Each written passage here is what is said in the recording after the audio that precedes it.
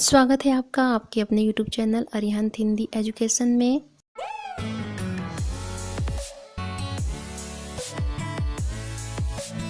यदि आप मेरे चैनल पे नए हैं तो प्लीज़ मेरे चैनल को सब्सक्राइब करें, लाइक करें, शेयर करें और कमेंट्स भी करें। तो चलिए बढ़ते हैं आज के विषय की ओर।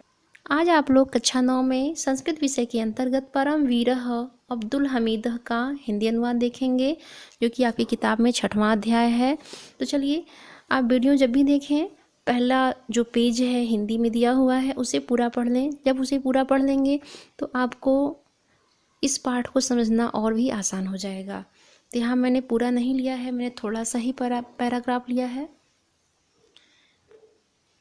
यह सस्य श्यामला भारत भूमि ऐसे परम धीरों, विलक्षण विद्वानों, युद्ध वीरों की जननी है, जिन्होंने अपने प्राणों का मोह त्याग कर मातृभूमि की रक्षा की है।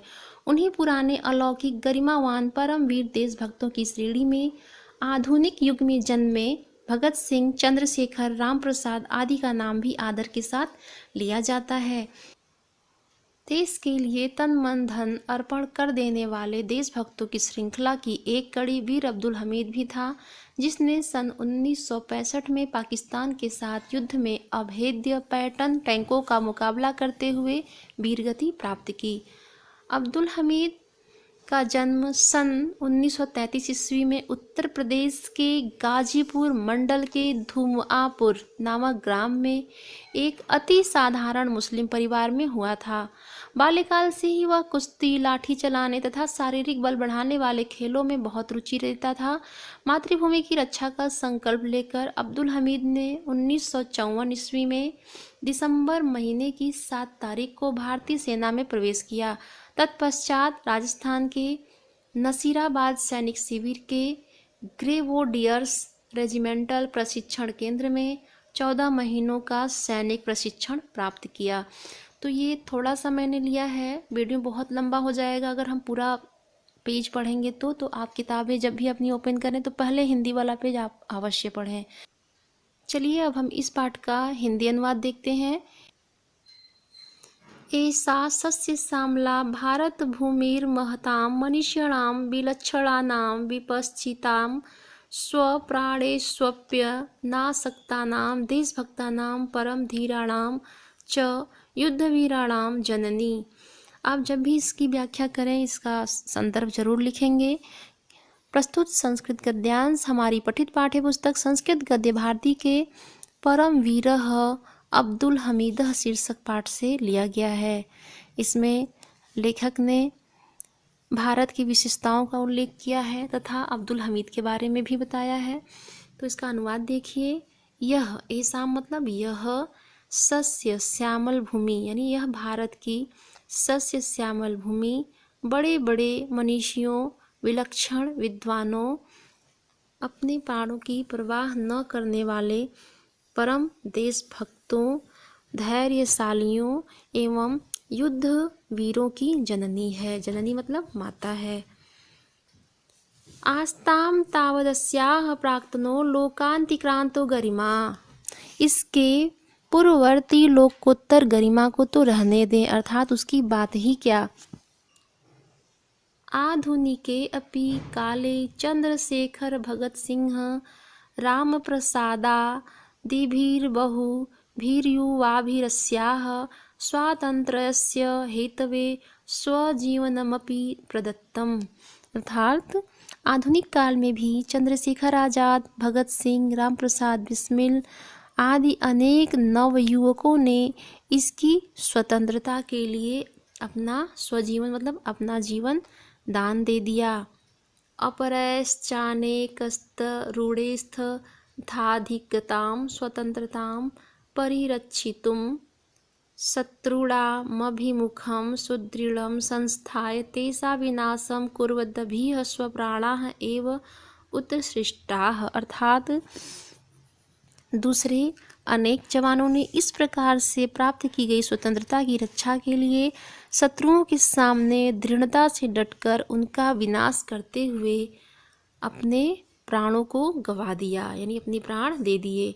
न यौवनम परिगणितम न कुटुंबम चिंतितम नाप्यायुष्वम। अर्थात उन्होंने न यौवन मतलब जवानी, उन्होंने न तो जवानी को समझा और कुटुंब का अर्थ होगा परिवार, और न ही अपने परिवार की चिंता की, और न नाप्यायुष्यम, और न ही अपने आयु यानी अपनी उम्र को देखा। स्मारम स्मारम तेषामभिधानमद्यापि हृदयमगाधयाः श्रद्धायाः प्लावितं सदनुभवति यद्गुणाः पूजास्थानं गुणेषु न च लिंगम न च वयः।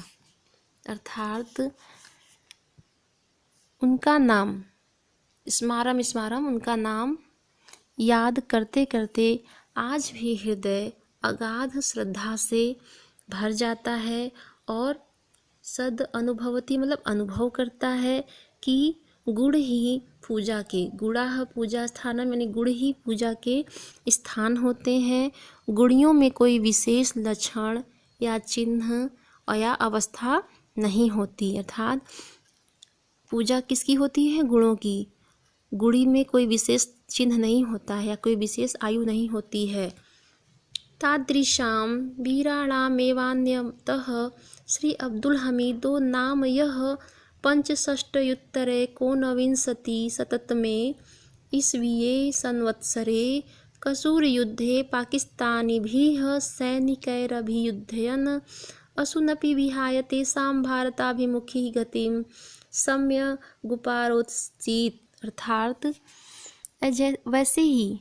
वैसे ही वीरों में एक अद्वितीय नाम है अब्दुल हमीद का, जिन्होंने 1965 ईस्वी में कसूर युद्ध में पाकिस्तानी सैनिकों से लड़ते हुए अपने प्राणों को त्याग कर भारत की ओर बढ़ती हुई शत्रुओं की गति को रोक दिया। अस्य वीरपुंगवस्य जन्म त्रयस्त्रिंशदुत्तरैकोनविंशतिशततमे ख्रीष्टाब्दे अस्माकं प्रदेशस्य गाजीपुरमण्डलस्य धुमुआपुरहृदय गामे अतिसाधारणे मुहम्मदी कुटुम्ब जातम। यानी इस वीर और श्रेष्ठ का जन्म सन 1933 ईस्वी में हमारे अस्माकं मतलब हमारे उत्तर प्रदेश के गाजीपुर जिले के धुमुआपुर नामक ग्राम में अति साधारण मुस्लिम परिवार में हुआ। बाल्यादेवास्य मल्लविद्यायष्टिचालनादिषु शारीरिकबलोपचयाधायिनीषु क्रीडासु सहजेवाभिरुचिरासीत्। अर्थात कुश्ती लड़ने, लाठी चलाने आदि शारीरिक बल बढ़ाने वाले खेलों में इनकी बचपन से ही रुचि थी। सैनिक गुणानात्मसात् कर्तुं दृढ़निश्चयो असौ पौनः पुण्येन तथा अभ्यस्यति स्म यथा लक्ष्यवैदाधिक्रीडास्वापि प्रवीण्यमुपागतम्। अर्थात सैनिक के गुणों को अपने भीतर, सैनिक के गुणों को अपने भीतर बैठाने के दृढ़ निश्चय के कारण यह बार बार ऐसा ही अभ्यास करते थे। अर्थात बचपन से ही ये क्या करते थे? कुश्ती लड़ने, लाठी चलाने और अनेक तरह के ऐसे खेल खेलते थे जिससे शारीरिक बल बढ़े। यानी इनका जो बचपन से ही इनके अंदर सैनिक वाले गुण थे और इसी वजह से ये ऐसे अभ्यास करते थे। अक्षराभ्यासादधि कमस्मय क्रीडाभ्यासो अरोचत तदयं चतुर्थ कक्षायां यावदेवाधीतवान्।